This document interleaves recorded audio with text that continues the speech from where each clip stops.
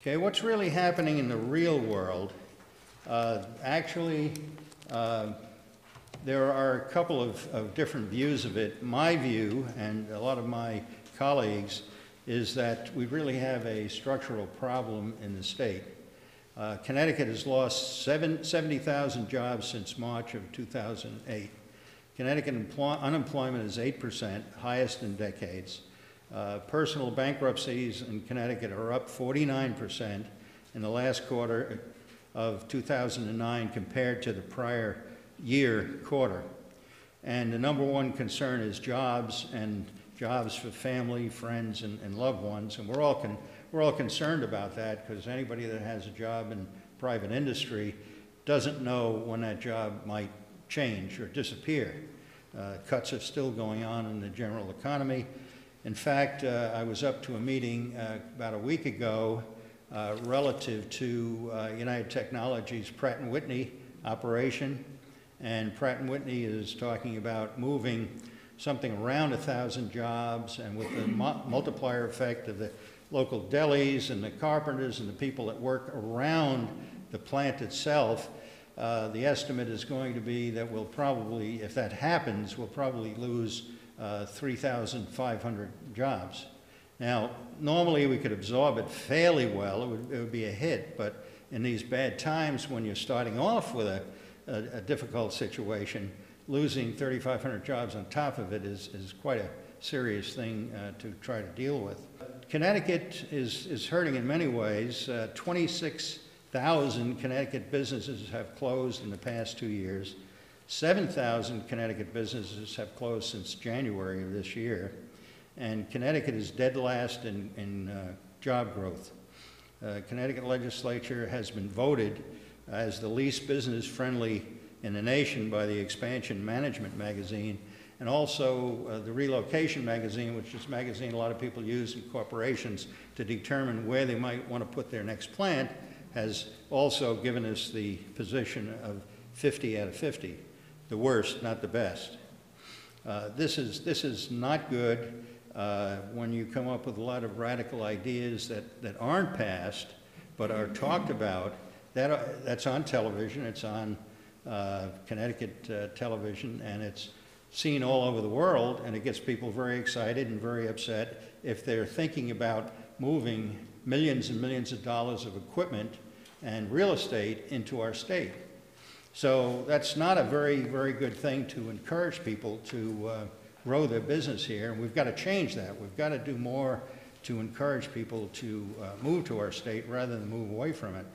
Natural resources, it's great. Long Island Sound, you have the mountains, you have beautiful towns like Easton, but there's a limit to how much that'll carry you if your economic baggage and those bricks in the duffel bag get too heavy. We have created no additional jobs since 1989. That was a peak, and then we went through a bad period at the end of '89 and the beginning of the '90s, and it dropped way down, and it took many years for it to slowly come back up and equal to where we were in '89. So that's where we are. We're still back in basically the economy we had in 1989.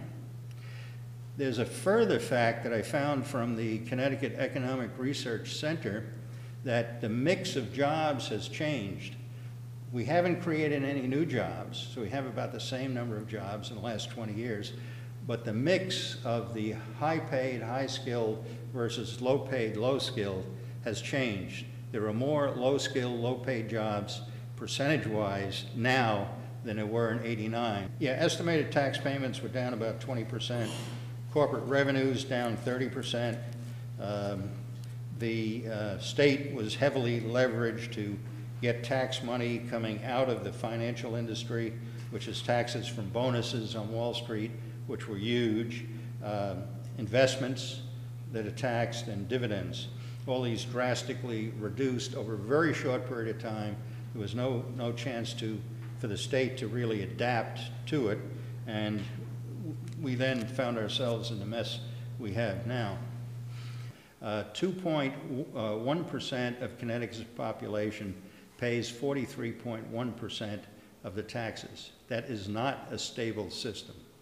The majority in the House and the Senate have the feeling that the wealthy people can afford it, so let's just take the money out of their pockets and take the burden from the middle class. Truth of the matter is, the Democrat budget doesn't really save the middle class a nickel in terms of taxes. It just moves the deficit to the wealthier people, and the wealthier people have one very interesting characteristic. They can move, and many times they're flexible, so they can operate out of almost any place in the world. But certainly very easily, if you don't want to get into language issues and everything else, you can go to another state. You can go to Florida and not pay any income tax whatsoever. Now, looking at the budget that just passed, which is the Democrats' budget, it does not cut a nickel in taxes to anyone. In fact, it raises $1.5 billion of revenue. This budget has structural holes in it that are probably going to guarantee a tax increase in 2012. And I would almost guarantee you that within 8 months, we, the legislature, will be back there trying to patch together the problem, because it's on paper balanced, but I think in 8 months we're going to know it's not anymore. We, being the Republican caucus, and by the way, there are 37 of us to 114 Democrats, which is one of our problems, okay?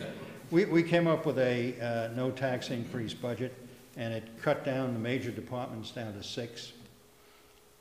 People say, no, you couldn't do it, but we feel you can.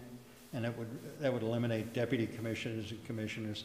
The people doing the work, you're not going to be able to consolidate them a lot, but you might get a 10% cutback there too. So yeah, we're thinking about it.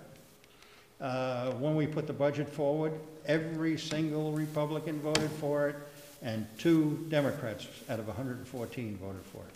That's our budget of no tax increase.